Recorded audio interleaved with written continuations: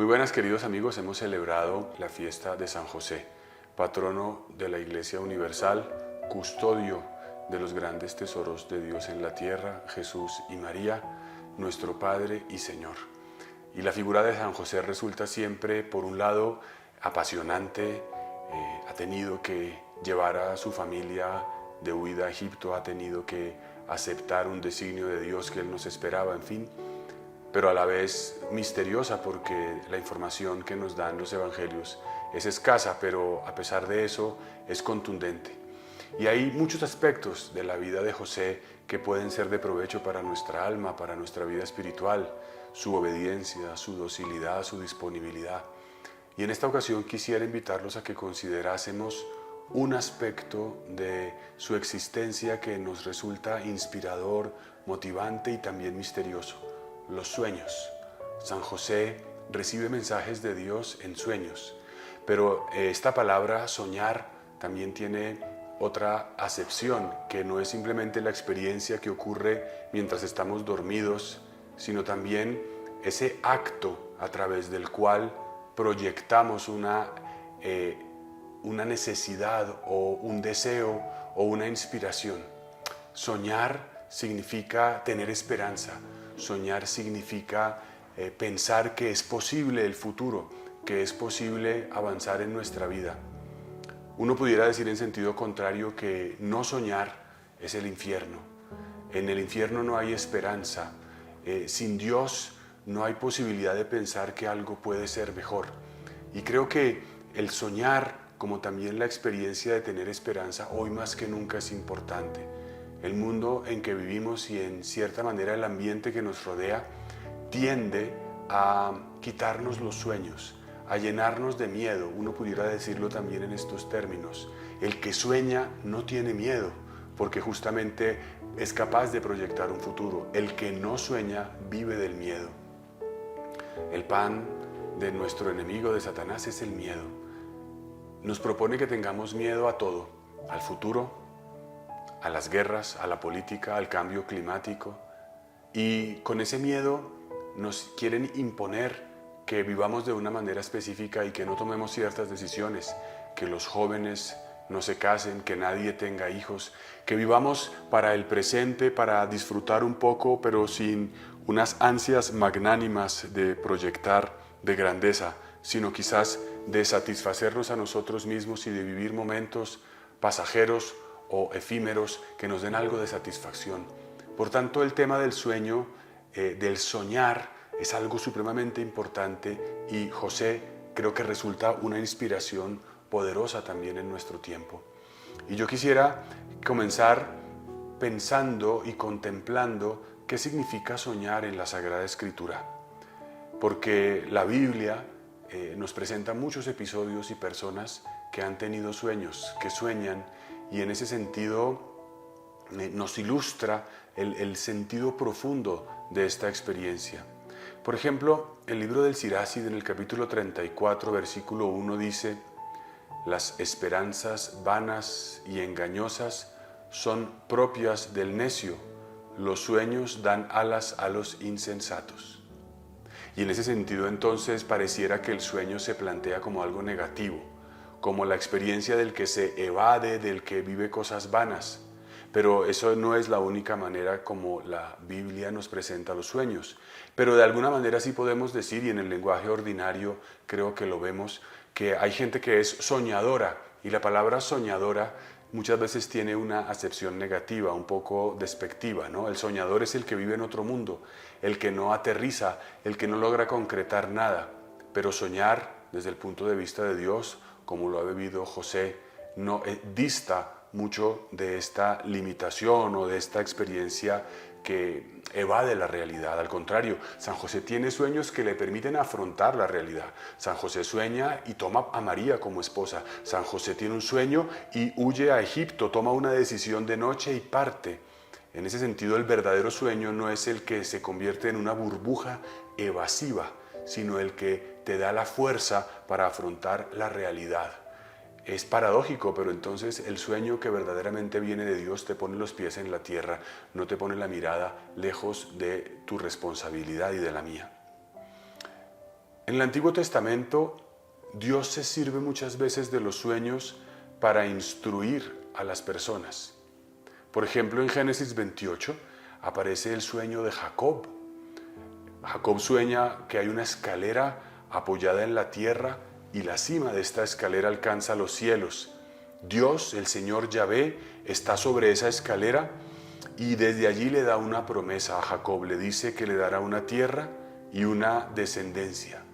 Le promete una protección y Jacob reconoce que en ese sueño está la presencia de Dios. Y allí, en el lugar donde tuvo este sueño, erige un altar, una estela, y le llama Casa de Dios, Betel.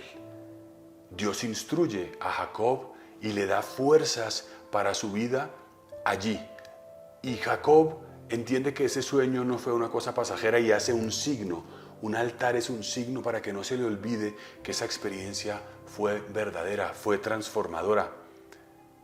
En Génesis 31, por ejemplo, aparece esa confirmación de ese sueño de Jacob. Luego está otro personaje en el Génesis importantísimo, otro José, el hijo de Jacob, que tiene muchos sueños. Él sueña, por ejemplo, en una ocasión que hay una gavilla, que él tiene una gavilla con espigas. Ante esa gavilla se inclinan las gavillas que tienen los demás hermanos.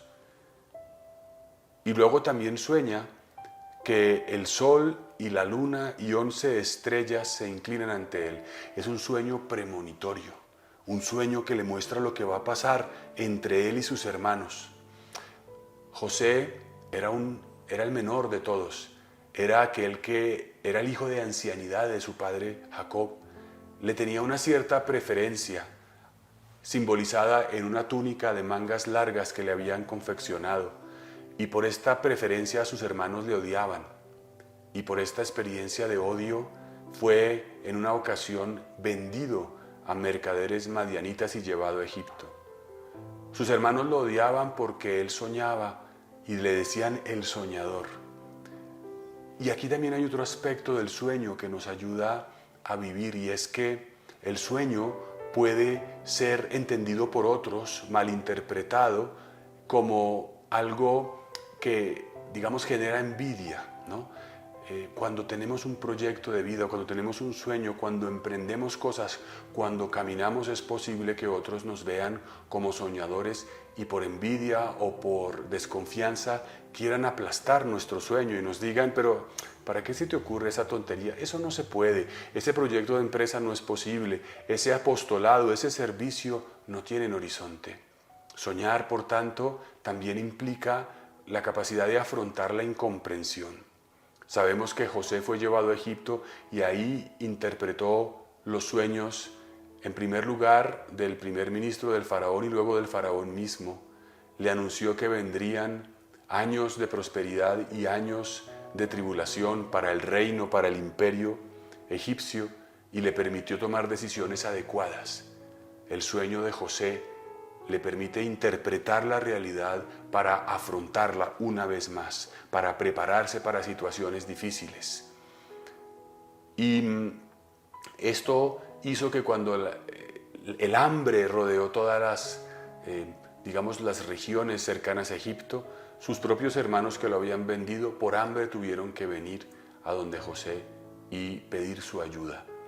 El que sueña al final y obedece al Señor también termina haciendo un servicio y quizás, como el mismo José, ayudando a sus propios enemigos.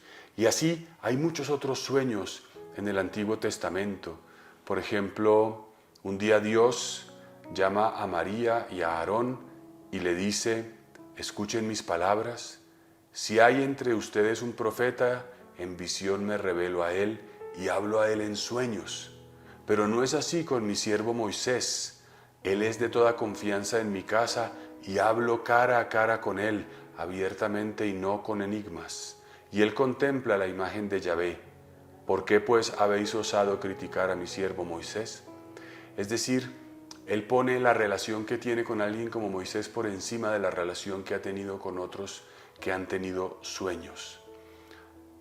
Y por supuesto ya en el Nuevo Testamento vemos que José tiene varios sueños, en concreto 4, que le permiten afrontar su vida. El primero, cuando le dice el ángel que puede recibir a María como su esposa. Luego también el sueño en el que se le indica huir a Egipto. Luego el sueño en el que se le indica que puede regresar de Egipto. Y el sueño en el que se le dice que al llegar a Palestina no se quede en la región que esperaba en Judea, sino que pase a Galilea, donde ya puede estar tranquilo y seguro. El sueño de José, por tanto, guía su vida. Está completamente marcándole la presencia de la providencia en su propia existencia. Y eso también es supremamente importante. En el Nuevo Testamento, en muchos pasajes, Dios da a conocer sus designios por medio de un sueño. Y eso también me parece importante recordar. O sea, Dios muestra cuál es su plan. Por ejemplo, en Mateo 2:12, a los reyes magos o a los magos que vienen de Oriente, dice la Escritura que avisados en sueños no volvieron a Herodes, que quería matar al niño, sino que regresaron a su país por otro camino. El plan de Dios es revelado en un sueño. En Mateo 2:13 dice que justamente cuando se fueron los magos de Oriente, el ángel le dijo a José: prepárate, toma contigo al niño y a su madre y huye a Egipto, y estate allí hasta que yo te diga, porque Herodes va a buscar al niño para matarlo. Y en ese sentido, entonces, también un designio, un plan, es anunciado en sueños. En Egipto, ya estando lejos de su tierra, muerto Herodes, el ángel del Señor se apareció a José y le dijo: prepárate, toma al niño y a su madre y vete a la tierra de Israel, pues ya han muerto los que querían atentar contra la vida del niño. Fijémonos que los sueños a veces se cumplen inmediatamente, ¿no?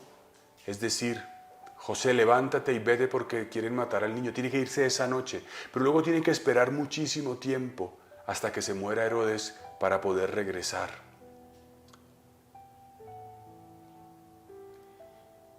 En otra ocasión, cuando está Jesús siendo juzgado ante Poncio Pilato, la esposa de Poncio Pilato tiene un sueño. Dice la Escritura en Mateo 27:19, mientras él estaba sentado en el tribunal, le mandó a decir su mujer: no te metas con ese justo, porque hoy he sufrido mucho en sueños por su causa. A personas paganas, a personas que no tienen que ver con la religión cristiana, también Dios les ha hablado en sueños para mostrar su designio. Está el misterio pues profundo. Y luego en los Hechos de los Apóstoles se nos narra cómo a Pablo el Señor también muchas veces le habló en sueños. En Hechos 16:9 dice: cierta noche tuvo Pablo una visión. Un macedonio estaba de pie suplicándole: pasa a Macedonia y ayúdanos. Aquí se hace equiparar un poco la visión y el sueño.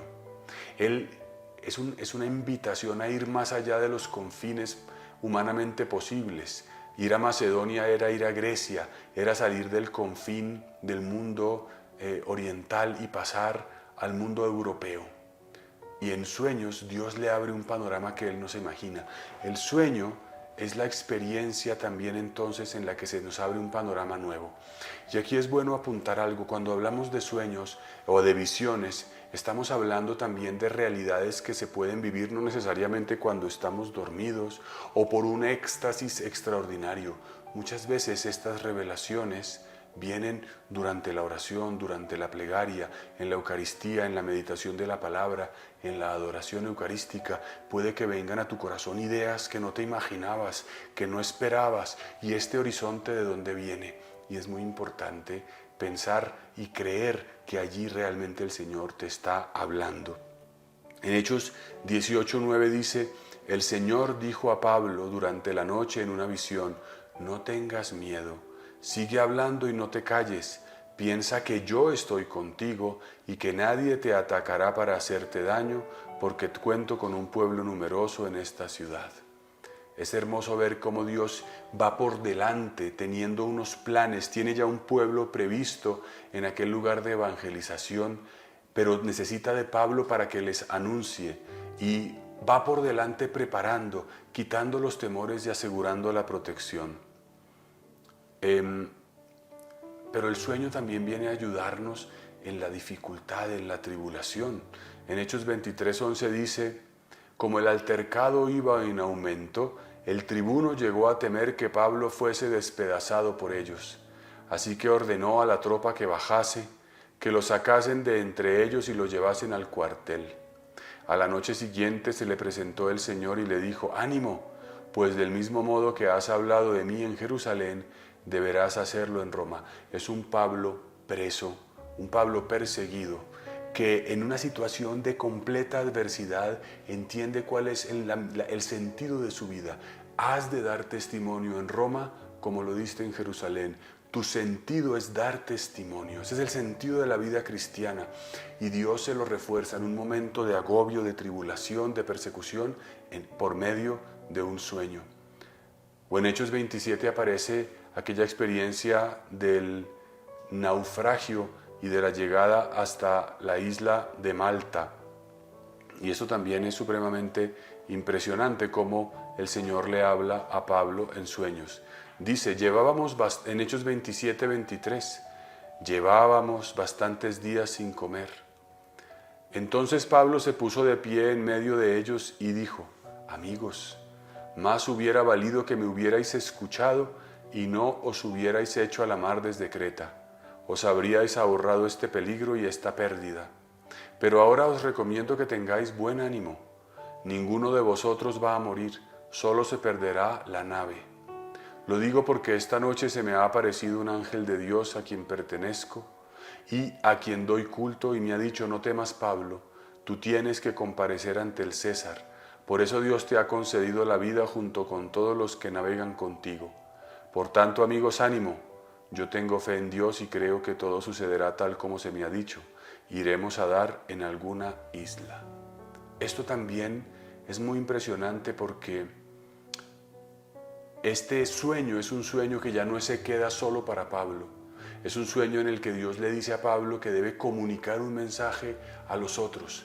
Les da también un sentido a la vida de los demás. Así como Pablo debe dar testimonio ante el César, a los demás se les preservará la vida en la nave en función de la tarea que tiene Pablo encomendada. Los sueños también tienen una dimensión comunitaria y muchas veces, aunque cueste, aunque dé miedo, deben ser de alguna manera proclamados, deben ser compartidos, deben ser expuestos también a la incredulidad y de alguna manera, aunque parezca absurdo, al escarnio. Bien, y así hay otros muchos sueños en el Nuevo Testamento que podría quedarme enumerando, pero este recuento que hago me sirve para que nos quede como en el corazón la numerosa cantidad de sueños y de experiencias místicas que tiene la Escritura, sobre todo el libro de los Hechos de los Apóstoles. Me quedo con un par más. En Hechos 9 dice: había en Damasco un discípulo llamado Ananías. El Señor le llamó en una visión: Ananías. Él respondió: aquí estoy, Señor. El Señor le dijo: prepárate y vete a la calle recta. Una vez allí, pregunta en casa de Judas por uno de Tarso llamado Saulo. En este momento está en oración y ha visto que un hombre llamado Ananías entraba y le imponía las manos para recobrar la vista. Esto es impresionante porque este sueño, son sueños que coinciden. Aquí está el sueño de Ananías y el sueño de Pablo. La visión de ambos coincide temporalmente y les permite encontrar que el querer de Dios, que el proyecto de Dios se cumple para los dos. Muchas veces en la oración tú verás algo y otra persona también lo verá. Y el ver simultáneamente un querer de Dios será una comprobación, una evidencia de que es algo que viene de su querer. En Hechos 10:13 nos dice cómo había en Cesarea un hombre llamado Cornelio, centurión de la cohorte itálica, piadoso y temeroso de Dios como toda su familia. Daba muchas limosnas a la gente y continuamente oraba a Dios. Un día, hacia la hora 9, contempló claramente en una visión cómo el ángel de Dios entraba en su casa y le llamaba Cornelio. Él lo miró fijamente y lleno de espanto dijo: ¿qué pasa, Señor? Le respondió: tus oraciones y tus limosnas han subido como memorial a la presencia de Dios. Ahora envía hombres a Jope y haz venir a ti un tal Simón, a quien llaman Pedro, se hospeda en la casa de un tal Simón que llaman el curtidor. Apenas se fue el ángel que le hablaba, llamó a 2 criados y a un soldado piadoso. De entre sus asistentes descontó todo y los envió a Jope. Y fíjense cómo hay un paralelismo entre el sueño de Ananías y Pablo que coinciden para encontrarse, y otro paralelismo entre el sueño de Cornelio y en este caso de Pedro, porque en Hechos 10:11 dice: al día siguiente, mientras ellos iban de camino y se acercaban a la ciudad, se refiere a los criados de Cornelio que fueron enviados. Subió Pedro a la terraza y a eso de la hora sexta para hacer oración. Estando allí sintió hambre y quiso comer. Mientras se le preparaban, le sobrevino un éxtasis y vio el cielo abierto y cómo bajaba hacia la tierra una cosa parecida a un gran lienzo, atado por las 4 puntas. Dentro de él había toda suerte de cuadrúpedos, reptiles y aves. De pronto oyó una voz: Pedro, levántate, sacrifica y come. Pedro replicó: de ninguna manera, Señor, jamás he comido nada profano e impuro. La voz le habló por segunda vez: no llames profano a lo que Dios ha purificado. Esto se repitió 3 veces hasta que de pronto la cosa aquella fue elevada al cielo, y en ese momento entran los enviados por Cornelio. Y así Pedro puede encontrar que tiene un llamado a atender a los gentiles, simbolizados en los animales impuros que se le invitaba a comer en la visión. Y así Pedro ayuda a Cornelio, así Ananías ayuda a Pablo. Y yo quiero decirles que todo esto que nos están hablando de sueños no son referidas simplemente a visiones o a experiencias místicas extraordinarias reservadas a algunos cuantos que tienen dones del todo singulares, sino que, como nos enseña el Papa Francisco, el sueño es un signo de la oración. El sueño de José es un icono del cristiano orante. Todas estas experiencias que se nos presentan literariamente en la Escritura como visiones, y que realmente lo fueron porque históricamente la Escritura nos dice la verdad, también a nosotros nos hablan de toda la experiencia de la oración. En otras palabras, cuando estamos contemplando alrededor de la fiesta de San José los sueños de José, y lo que la Escritura en general nos habla alrededor de los sueños, en realidad se nos está planteando la vida de oración de José. La experiencia del sueño refleja la vida interior, el diálogo con Dios, la intimidad de José, que al estar continuamente en conversación con el Padre Dios, tenía la capacidad de recibir los mensajes, de estar atento a las señales y de responder a ellas. Cuando Dios le habla alguna vez de noche y le dice: levántate y toma al niño, él responde inmediatamente al querer de Dios. No son visiones o experiencias para quedarse en ellas como absortos, sino que le mueven continuamente, le mueven a la respuesta, le mueven a afrontar la dificultad. Todo lo que he dicho entonces nos habla de diferentes maneras y experiencias de oración que estamos llamados a vivir y a profundizar alrededor de San José. Quisiera terminar diciendo que esta experiencia de oración también nos debe invitar a soñar. El creyente sueña en la oración, y el sueño más pleno del creyente es aquel en el cual encuentra el sueño de Dios, el sueño más profundo que llevamos en el corazón, el deseo de plenitud y de verdad, aquellas cosas que creemos en lo más profundo que nos harán felices, son las cosas que en realidad Dios sueña para nosotros. O sea, el sueño verdadero del creyente coincide con el sueño de Dios. Dios no propone en nuestro corazón sueños que luego vayan a ser ocasión de frustración para nuestra vida. Muchas veces podemos pensar que nuestros sueños no se cumplen, que yo soñaba una cosa y me resulta otra. Los santos han vivido muchas veces la experiencia de encontrar que su sueño es purificado, es elevado y es cumplido de Dios de una manera nueva. Un ejemplo clásico es, por ejemplo, el de Santa Teresita del Niño Jesús, que soñaba ser misionera, soñaba llevar el Evangelio a regiones lejanas. Sin embargo, Dios le había pedido que fuese una religiosa de clausura, carmelita encerrada en su monasterio. ¿Cómo podría ser posible conciliar las dos cosas? Un sueño de ir hacia afuera con una realidad anterior de la clausura. Y eso se resuelve en el sueño más alto, que es el sueño de Dios. Dios le dice que hay una manera nueva de ser misionera, que ella sí que puede desde el monasterio, con la oración, con el amor, que ella descubre en la carta a los Corintios, tener en sí todas las vocaciones, tener el celo de los predicadores, la sabiduría de los teólogos, el fuego de los misioneros, y que entonces el sueño que ella pensaba que se debía cumplir de un modo, sí se cumple pero a la manera de Dios. José, los santos, los personajes de la Escritura nos dicen que Dios tiene un sueño para ti y que ese sueño que tienes se cumplirá, pero que muchas veces se cumplirá de un modo nuevo, que no destruye tu sueño, sino que lo lleva a un nivel superior. Y esto es maravilloso porque muchos sueños que quizás hemos enterrado, que tenemos sepultados, que pensamos que son imposibles, el sueño de viajar, de conocer, de cosas humanamente lícitas, de aprender, y que nos puede parecer que porque han pasado los años o porque mi circunstancia es esta o la otra serán imposibles, en realidad no son imposibles. En la oración, en la experiencia profunda del diálogo con Dios, podremos entender tú y yo cómo ese sueño que hemos tenido sí se cumple, y Dios no lo cumple, y además no solo no lo cumple, sino que lo perfecciona, lo lleva a plenitud, hace que tenga un sentido verdadero y que no sea solo la satisfacción de algunas ilusiones humanas. Soñar nos librará del miedo, soñar nos librará de la depresión, soñar nos librará del infierno. Soñar nos permite tener esperanza, que es la que no defrauda, como dice San Pablo, porque el amor de Dios ha sido derramado en nuestros corazones por el Espíritu Santo.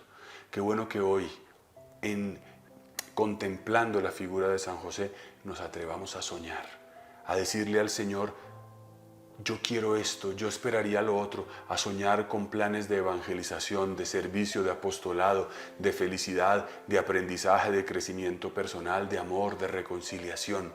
No tengas miedo a soñar, ve dentro de tu corazón y encontrarás que el sueño más profundo es aquel que te hace ser tú mismo, y que entonces el sueño de Dios, y con esto termino, será lo que te dé una identidad. El verdadero sueño no es hacer lo que otros hacen simplemente, o copiar modelos que la sociedad de consumo o cualquier persona nos haya podido imponer. El verdadero sueño es atreverte a ser tú mismo, a sacar adelante y sacar del corazón, a sacar afuera aquellas cosas que te ilusionan, porque nadie en el mundo ocupará tu lugar. Tú tienes un lugar que nadie puede ocupar y que es único, y en eso consiste el sueño, en creer y en ver que realmente tenemos un lugar, que no somos sobrantes, que no somos estorbos. El sueño finalmente te dice, por tanto, que Dios te ama, que te ama como eres y que te ha dado un lugar en el universo. Que San José nos ayude a soñar en este tiempo y nos permita reconstruir nuestra vida siempre. Y que Dios los bendiga a todos, y que San José, nuestro Padre y Señor, patriarca, patrono, custodio de la Iglesia, los bendiga también. En el nombre del Padre, del Hijo y del Espíritu Santo. Amén.